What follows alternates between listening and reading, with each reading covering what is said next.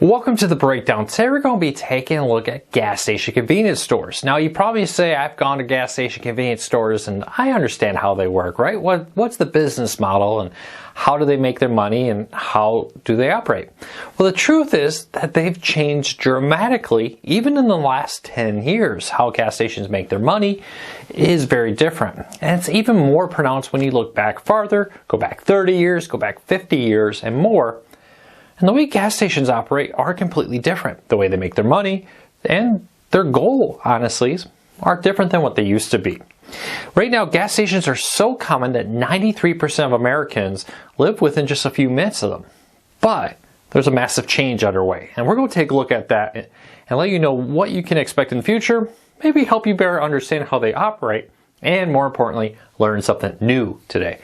If you're new here and you like this kind of content, do me a big favor. Hit the subscribe button, hit the thumbs up. It really does help us because it lets YouTube know you enjoy what we do here.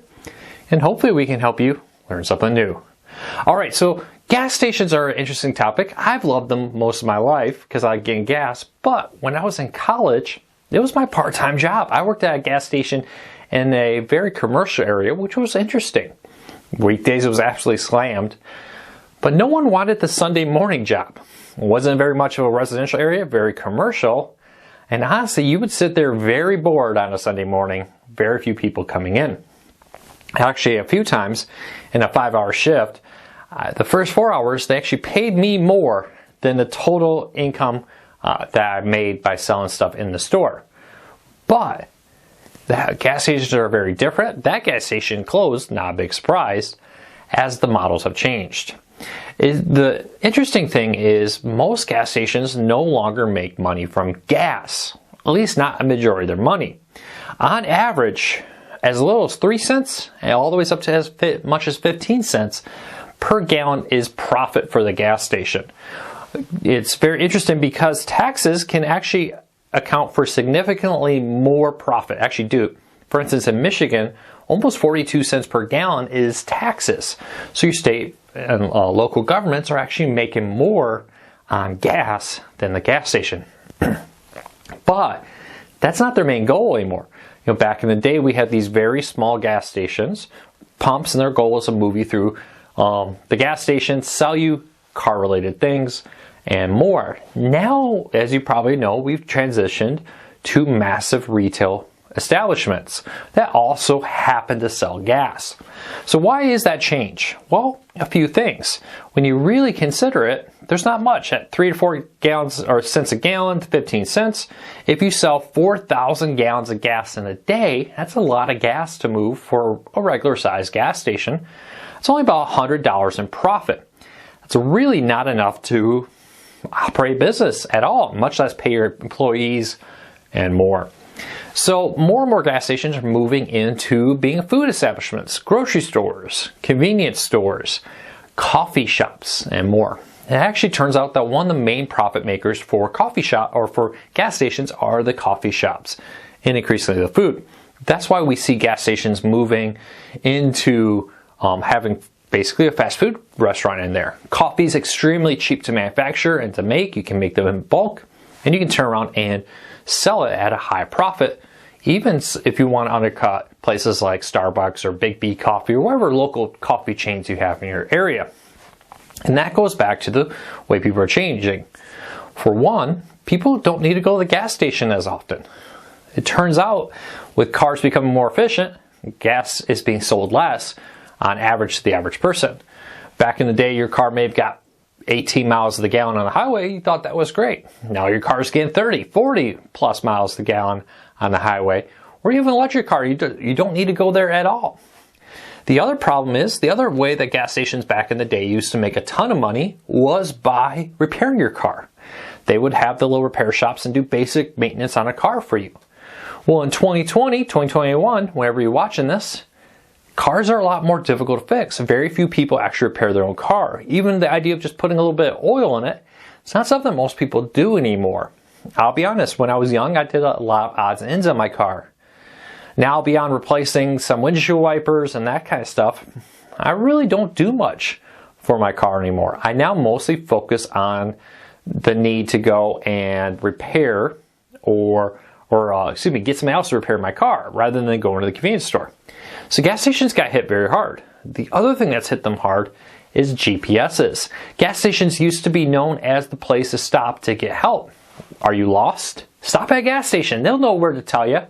Or you can buy a map there if they don't know, and that will tell you where to go. Well, with smartphones, that's not needed. Gas stations report a dramatic decline in people just stopping by to ask for directions in the recent 5 years, last 10 years. 15 years ago, it was still extremely common for people to stop in, look for help to figure out where to go, what to do. I've done that plenty of times. When I worked in Maine, I lived in Michigan, but I spent my summers working in Maine at a summer camp. I didn't know Maine. I remember a couple times getting lost and stopping at a gas station to ask for directions and then buy a map eventually. That's probably why you don't see gas stations sell maps.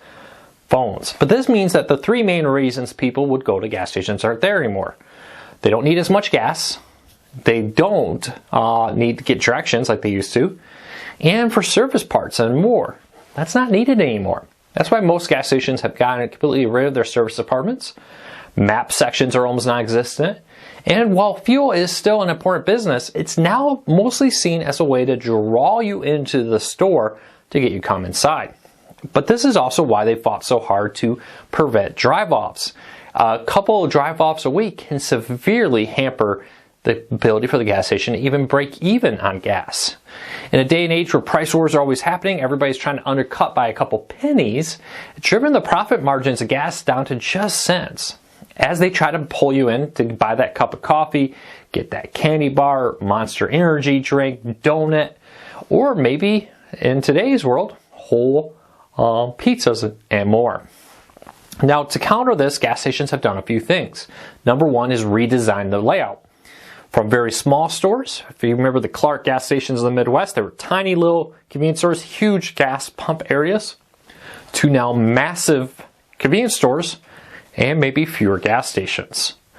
Two, they've worked into loyalty programs. Speedway's, I think, one of the big ones in my area that does this. I know many others do, where you can sign up and get points and get rewards for repeatedly coming back and getting stuff. Now, gas is part of that, but gas is a very small part of the rewards program. You know, 7th cup free, 10th cup free of coffee, buy 2 Monster Energy drinks, get 1/2 off, or get a bunch of extra points and more, because they want you to come in the store and shop there. But this has also really changed the face of the ownership of gas stations. Remember, most gas stations, even though they may say Citgo or BP or Marathon on the sign, they're actually independently owned. Almost 60%, depending on where you read, anywhere from 52 to 60% of gas stations are, quote, mom and pop shops. Small owners, less than 200 stations and more. Really, most are just a handful of stations. But that's changing. Companies with 200 or more stations are growing in popularity in 2019, but companies with fewer than 200 stations are decreasing. And that comes down to the fact that when it comes to making most of your money from grocery store or from the grocery store stuff inside, from the pizzas you're making, from the donuts and more, being bigger helps you get better deals, allows you to be more profitable.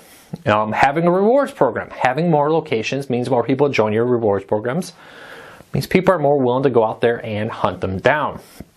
But if you're a small independent one, you probably can't get the same deals as the bigger one, and you probably don't have a rewards program. Well, rewards programs have proven to be extremely successful in getting people to come in. And that's probably helping push the trend of gas stations going from smaller independent mom and pop shops, even though those are still the majority, to more larger corporations. We're seeing the growth of things like Wawa, I hope I say that right, Speedways throughout the Midwest, and even diving down farther south and more. It's very interesting to see this trend. Now, will it continue? We'll have to see. But with the fact that gas stations make so small amount of money on their gas, let's be honest, when you're making 3 or 4 cents, the price of gas really is not being based off of your profit. Even if 15 cents of that is profit on a $2.50, $3 a gallon price, that's a very small portion. The majority of that money goes to the refineries, it goes to the oil companies that dig it out, it goes to the taxes. You know, 40 some cents of your price on a $2 thing of gas is taxes, 15 cents as the gas station, means $1 or something is going to the oil companies, the refineries, the transportation, and more. So keep that in mind. Now, will we see this continue? Probably. What we're seeing is a growing trend to larger places. The small, little, tiny gas stations with 2 or 3 pumps are kind of going away. And they're increasingly focusing on larger and larger places. Now, the goal here is to not get you to get the gas, but to use the gas to get you come in.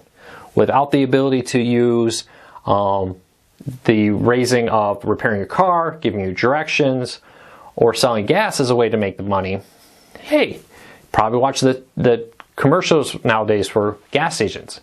Hey, look, we have pizza. We have pastries, we have coffee, we have that quick gallon of milk you really need on your way home that don't want to run into the large grocery store for.